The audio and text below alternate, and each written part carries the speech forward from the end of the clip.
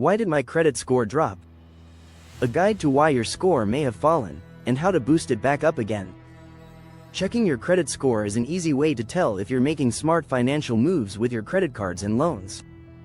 It's a representation of how well you're paying your bills, keeping your overall debt under control, and a few other signs of personal responsibility.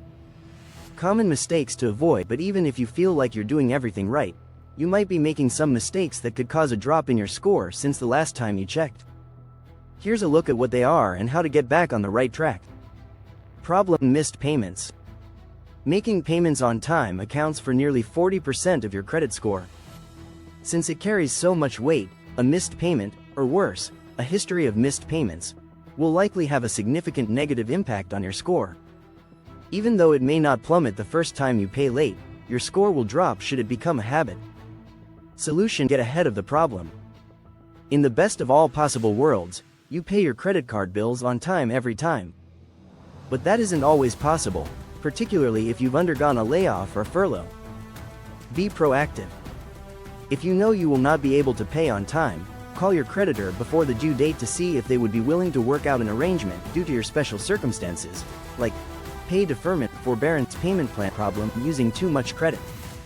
Your credit utilization ratio, or how much credit you're using versus the amount of credit you have available to you, is another key factor in determining your credit score.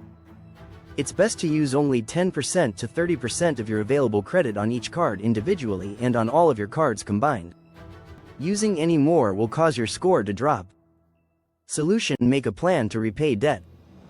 Create a payment schedule for yourself that will help you use less and less of your credit until you get into that 10% to 30% utilization range. Open a new card. We also suggest considering opening another credit card. This is only a good move if A. Your credit is good enough to qualify. B. You can handle the additional credit without overspending. The result of doing so is that the amount of credit available to you will go up, and if your spending stays the same, the ratio, in turn, will go down. Problem: too many or too few credit lines. Closing credit cards will affect your credit score. Opening too many lines of credit will also adversely affect your score. It's a frustrating conundrum. What you're looking for is the sweet spot, enough to keep your utilization ratio in the right place without having to continually open and close cards. Solution: manage your credit carefully. Before you look to take out a loan or open a new card, assess your credit situation.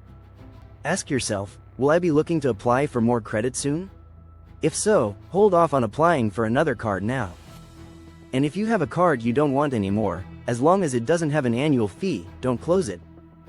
Just take it out of your wallet and don't use it. Problem: lenders lowering credit limits.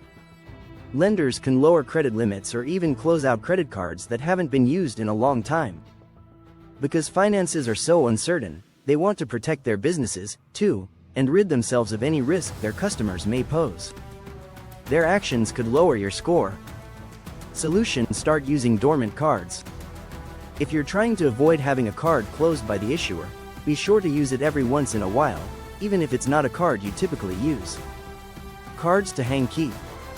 The cards that you want to protect most are those with the largest credit limits. Cards you've had the longest. Quick tip: the easiest way to do this is to find one bill that stays the same each month, put it on the card, and then pay it off automatically. We really appreciate your time. If you like the video, don't forget to hit the like button and subscribe.